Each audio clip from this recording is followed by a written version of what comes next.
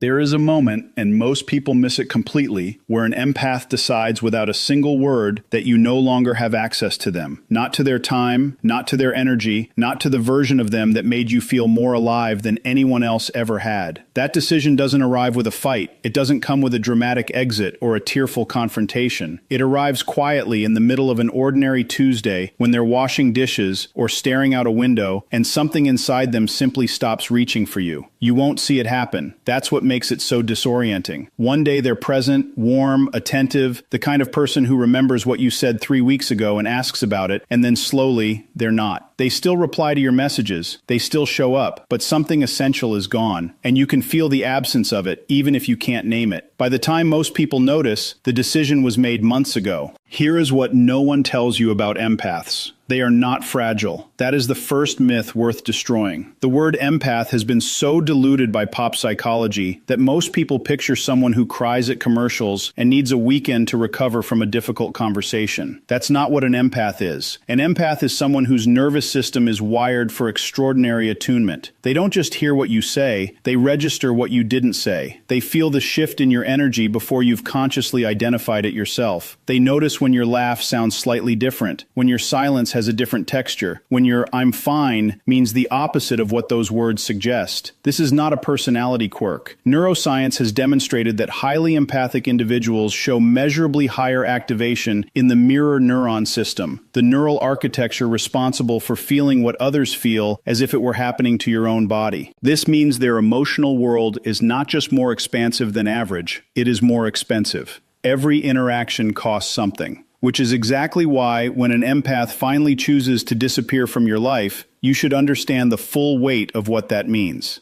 They didn't do it lightly. They did it after carrying far more than you ever saw them carry. Now here's the contrast that matters. The one most content on this subject gets completely backwards. People assume empaths disappear because they're too sensitive to handle conflict. The truth is the opposite. Empaths are extraordinary at handling conflict. What they cannot handle, what their nervous system eventually refuses to tolerate, is invisible conflict, the kind that never gets named, the kind that exists in the gap between what is said and what is meant, the kind where you do something that wounds them, and instead of a fight, they absorb it. They process it alone at 2 a.m., turning it over in their mind, trying to find the most generous interpretation of your behavior. They will excuse you more times than you deserve to be excused. They will translate your worst moments into the language of your trauma, your stress, your bad day. They are by nature the most loyal people in any room until they aren't. And the line between those two states is not where most people expect to find it. Let's be specific. Because the behaviors that make an empath disappear are rarely the dramatic ones. It is almost never the big betrayal, the explosive argument, the obvious cruelty. It is the accumulation of small moments that each carry the same message, a message their nervous system eventually receives with complete clarity, even when their conscious mind is still trying to argue otherwise. The message is this: your inner world is not welcome here. It starts with the jokes. You say something sharp about their sensitivity, about how they always take things too seriously, and you frame it as humor.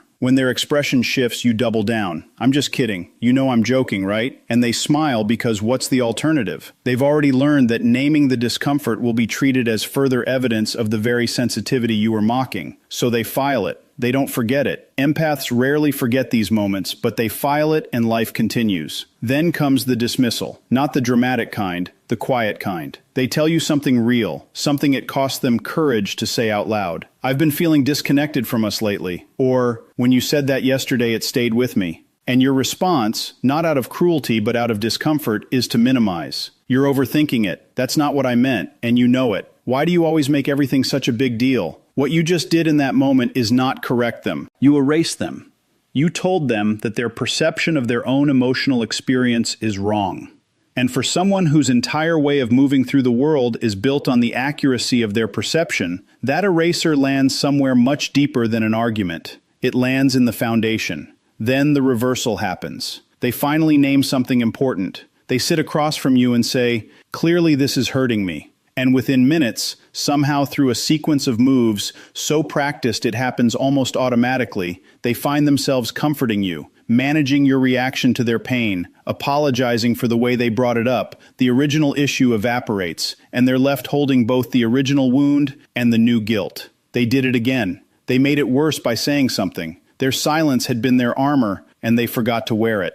Here's what's happening beneath the surface of all of this. And this is the part that actually determines whether an empath stays or goes. Each of these moments is a data point, and empaths, whether they realize it or not, are running a continuous unconscious analysis of those data points. Not because they're calculating or strategic, because their nervous system is doing what nervous systems do, learning whether a place is safe, learning whether the cost of being real here is one they can afford. And at a certain point, not after one incident, not after two, but after enough, the data resolves into a conclusion. This place is not safe for me. That is the beginning of the disappearance, not the end of it. What nobody warns you about is this. The behaviors that most reliably drive an empath away are not the ones that look cruel from the outside. They are the ones that look completely normal. They are the ones that if the empath ever tried to explain them to someone else, would be met with a blank stare or a gentle suggestion that maybe they're being a little too sensitive.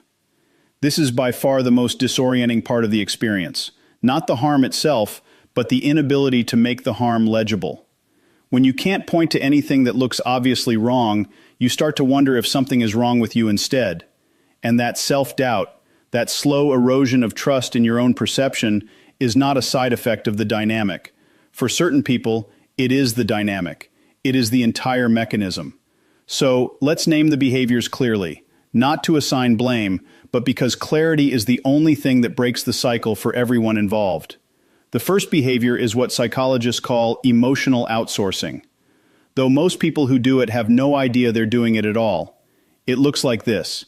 Whenever the emotional temperature of an interaction rises, whenever something real and uncomfortable enters the room, you instinctively hand the weight of it to the empath. You become quieter or moodier, or you sigh in a way that shifts the entire atmosphere. And the empath, because of how their nervous system is wired, cannot not respond to that shift. They feel your discomfort as if it were inside their own body. So they move toward you, they soften, they ask what's wrong. They manage the emotional climate of the room so that you don't have to. And the moment they do that, the original tension, the thing they were trying to bring to your attention, or the discomfort they were sitting in, disappears. Because now they're too busy tending to yours. You may experience this as them being naturally caring, and they are, but what's also happening is that their emotional needs are consistently being displaced by yours, and neither of you has named it. And the pattern repeats until the empath begins to feel that their inner world is a burden they are only permitted to carry alone. The second behavior is more subtle and arguably more damaging: conditional presence. This is the pattern where your warmth, your attention, your affection, the version of you that makes the empath feel safe, is reliably available only when things are easy. When they're happy, fun, low maintenance, and asking nothing difficult of you, you're wonderful. You're attentive. You're the person they fell in love with or chose as a friend or trusted as a family member. But the moment they bring something heavy, a need, a hurt, a boundary, a truth, the warmth recedes. Not dramatically, not with cruelty, it simply cools. And the empath notices. They notice every time because they are to track exactly this kind of fluctuation. What they learn gradually and then all at once is that your care is not unconditional. It is a reward for being easy. And the moment they understand that something changes permanently in how they see you, not with anger, but with a grief that is much harder to recover from. The third behavior is one that almost no one talks about, and it may be the most insidious of all: the habit of rewriting history in small increments. It doesn't announce itself as gaslighting, which is a word so overused it has started to lose its edges. It looks much quieter than that. It looks like I never said that. That's not how it happened. You always misremember things when you're upset. Each individual instance seems small enough to argue about, and arguing about it never leads anywhere because you seem so certain. And they start to wonder if their memory is simply less reliable than they thought. But what is actually happening is that their reality is being edited.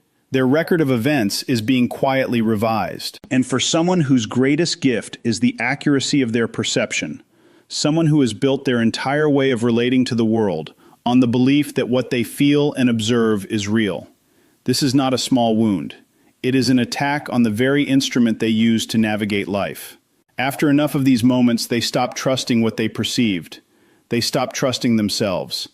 And when a person stops trusting themselves, they have two choices: collapse inward or cut the source. Empaths, once they find the clarity, almost always choose the latter. Now here is the contrast that most people need to sit with because it is uncomfortable and it is true. Many of the people who enact these patterns are not malicious. They are not scheming. They are in most cases people who are themselves carrying unprocessed wounds. People who learned early that vulnerability was dangerous, that emotional needs were burdens, that the way to stay safe was to keep the surface smooth and never let anyone see what was actually happening underneath. That history is real. It deserves compassion. But here is what compassion does not mean. An empath is obligated to absorb the consequences of your unprocessed pain indefinitely. Those two things, understanding why someone behaves the way they do and accepting that behavior as a permanent condition of the relationship, are not the same thing. Empaths often confuse them for a long time. Their understanding functions as a kind of unconscious permission. I know why you are this way, so I will keep absorbing it. But understanding is not the same as consent, and the day they recognize that distinction is often the day the decision quietly gets made. There is also something specific that happens inside an empath during this period that is rarely described accurately. From the outside, they look like they're managing. They're still showing up, still engaged, still warm enough that nothing seems wrong. But inside, they have begun a process that can only be described as a kind of interior withdrawal. They stop bringing you their full self.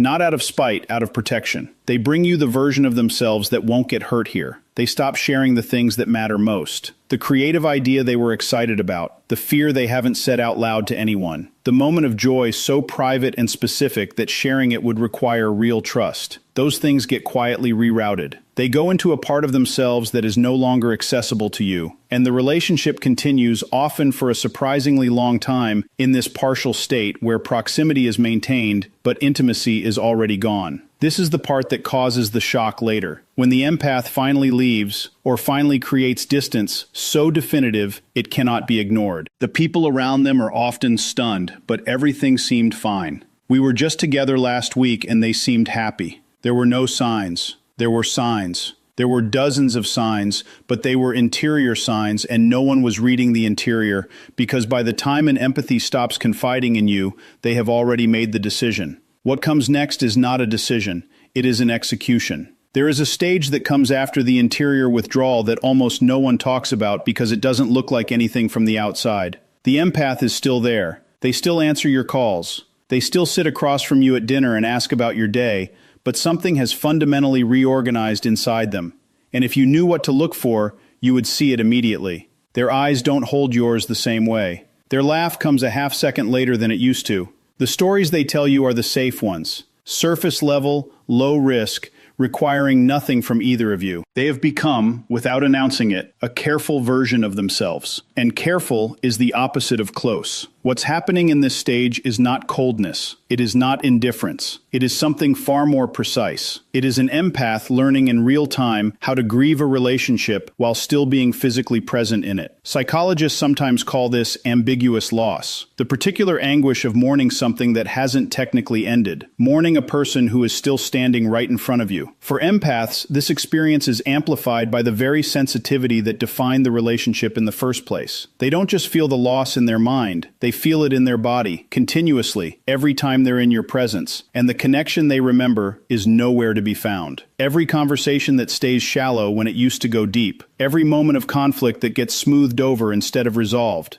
Every time they start to say something real, and then stop, redirect, and ask you about your week instead. They feel all of it. They are grieving in real time, and they are doing it silently, and they are doing it alone, and they are doing it while sitting right next to you. This is the cruelest part of the empath's experience. Not the original wounds, but this stage. The stage where they already know how the story ends, and they're still in the middle of it, and they cannot yet leave for any number of reasons. Maybe they've built a life with you. Maybe they still love you, because empaths are capable of loving someone and knowing simultaneously that the relationship is no longer safe for them. And these two truths do not cancel each other out. They coexist in a tension that is almost unbearable. Maybe they're waiting for evidence that they're wrong. Maybe they're hoping that the person they first knew, the version of you that made them feel seen before the pattern set in, will reappear and make all of this retrospectively untrue. That hope is not weakness. It is, in fact, one of the most human things about empaths, the persistence of their belief in people's capacity to change. But But it is also the thing that extends their suffering far beyond what it needs to be,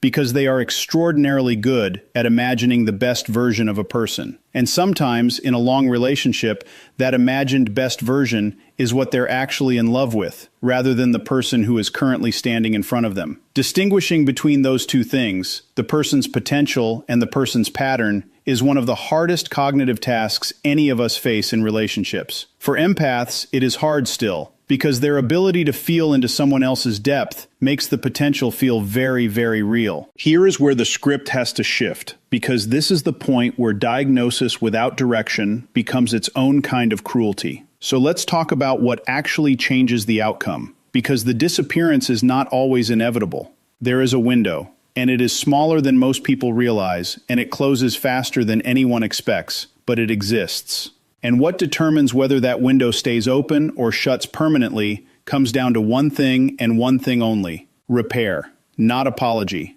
Repair. These are not the same thing, and the difference between them is everything. An apology is a statement. I'm sorry I hurt you. It is words directed at the past. It requires nothing to change going forward. Which is why empaths have often received dozens of apologies from the same person for the same behavior, and found that each subsequent apology lands with slightly less weight than the one before. Not because they're unforgiving. Empaths are extraordinarily forgiving, but because they are tracking behavior over time and their nervous system is smarter than their hope. When the behavior doesn't change, the apology eventually registers not as remorse, but as a reset button, a way to return to zero without doing the actual work of changing the trajectory. Repair is different. Repair is behavioral. It is sustained. It is what happens when someone not only acknowledges the wound, but changes the pattern that created it. It looks like noticing when you're emotionally outsourcing and consciously choosing to hold your own discomfort instead of shifting it. It looks like when they tell you something hurt, your first response is curiosity rather than defense. Not, that's not what I meant, but tell me more about how that landed. It looks like consistency between who you are when things are easy and who you are when things are hard. Because that gap between your easy day self and your hard day self is exactly where empaths take their measurements. It is where the data is collected. And sustained repair closes that gap in a way that no single conversation, however honest or emotional, ever can. Now, here is something important to understand about the way empaths respond to genuine repair, because it surprises most people. When real change begins, when the pattern actually shifts, the empath does not immediately soften. They become, if anything, more watchful. This is not stubbornness. This is intelligence. Their nervous system has been conditioned by the previous pattern, and it needs more evidence than a single incident to update its conclusion. This is how trust actually works, not as a light switch, but as a slow accumulation of contradictory evidence. Each interaction that goes differently than it used to is a data point in the opposite direction. Each moment of genuine repair adds to a counter record. And over time, if the change is real and sustained, the counter record becomes strong enough to revise the conclusion the nervous system had drawn. The shoulders don't tighten when the phone lights up. The stomach doesn't drop at a change in tone. The careful version begins gradually to step back. The full self begins tentatively to return. But, and this is the part that requires honest reckoning, if the repair doesn't come, or if it comes and then quietly dissolves back into the old pattern after a few weeks, the window closes. Not with drama, not with a declaration. The empath simply stops monitoring for change. They stop watching for evidence that things might be different. And when they stop watching, they have reached the final stage of the disappearance. The stage where the outcome is no longer uncertain. The S-stage, where they are simply working out the practical logistics of creating distance in whatever form that takes, given the specifics of their life and relationship. They are no longer hoping. They are planning, and they are doing it with a clarity and a calm that can look from the outside unsettlingly like indifference, but is in reality the particular peace that comes when a person finally stops fighting against their own perception and simply allows themselves to know what they have known for a long time. That peace is not the end of grief. It is the beginning of a different kind. The grief that comes with the acceptance of a truth you spend a long time trying to disprove. But it is also for the empath the beginning of something else. Something that the disappearance, for all its pain, makes possible. Something that cannot be found on the other side of a relationship where they were never fully permitted to exist. What that something is, and what it means for everyone in this equation on both sides, is where we go next. What the empath finds on the other side of the disappearance is not what most people expect. It is not triumph. It is not the clean cinematic freedom of someone who has finally escaped. It is quieter than that and stranger, and in many ways more difficult, because the empath doesn't just leave a relationship when they disappear. They leave a version of themselves too. The version that spent so long contorting, shrinking, editing, and managing that it had started to feel normal. The version that had learned to experience their own emotional needs as inconveniences. The version that had become so fluent in other people's inner worlds that they had almost entirely lost the language for their own. That version doesn't dissolve the moment distance is created. It lingers. It shows up in the new silence, in the unfamiliar experience of having. No one's emotional climate to monitor in the strange discomfort of a Tuesday evening with no tension to absorb and no one to soothe. Freedom, when you have been conditioned to equate love with labor, does not feel immediately like freedom. It feels at first like emptiness. This is the part of the empath story that gets left out of every surface-level conversation about sensitivity and boundaries and self-protection. The disappearance is not the resolution. It is the beginning of a much harder and much more important process. The process of learning to exist fully in their own presence, of rebuilding the relationship with their own inner world that was slowly dismantled through years of having that world treated as inconvenient, excessive, or wrong. Of relearning how to trust their own perception after it was questioned so many times that the questioning became an interior voice they couldn't distinguish from their own thoughts. This is not a weekend's work. It is not solved by a few weeks of journaling or a single honest conversation with a good friend. It is a reclamation that happens in layers slowly, often non-linearly, with setbacks that look like healing and breakthroughs that arrive without warning in the middle of ordinary moments. But here is what is also true and what matters just as much. It does happen. The reclamation happens.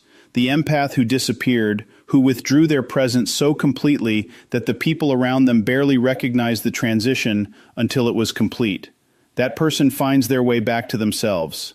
They begin incrementally to trust what they feel again. They begin to speak from their actual experience rather than from the carefully edited version designed to avoid conflict or punishment. They begin to form connections new and existing where the full weight of who they are is not merely tolerated, but actively welcomed. And when they experience that, when they bring their real self into a space, and the response is curiosity instead of dismissal, care instead of irritation, genuine presence instead of conditional warmth. They understand for the first time in a long time what they had been accepting in place of that. The contrast is clarifying in a way that nothing else could be. Now let's turn to the other side of this, because if you are someone who has watched an empath disappear from your life, or who can feel it happening right now, that slow withdrawal, that careful distance settling in like weather, then this part is specifically for you, and it deserves to be said without softening. You may not have intended to cause harm. That is probably true, and it matters. And it is also not the most important thing right now. The most important thing is this: intention does not determine impact. You can wound someone without meaning to. You can systematically dismantle someone's trust in their own perception without ever consciously deciding to do so. You can outsource your emotional discomfort, deliver your conditional warmth, rewrite small moments of shared history, all without a single malicious thought. And the impact on the person absorbing all of that is identical to if you had done it deliberately. The empath's nervous system does not register your intention, it registers the pattern, and the pattern is what determines the outcome. So if the window is still open, if there is still some version of this relationship that exists even in that careful, partial, quietly grieving state, then what is required of you is not a grand gesture. It is not a long letter or a dramatic declaration or a single conversation where everything gets said.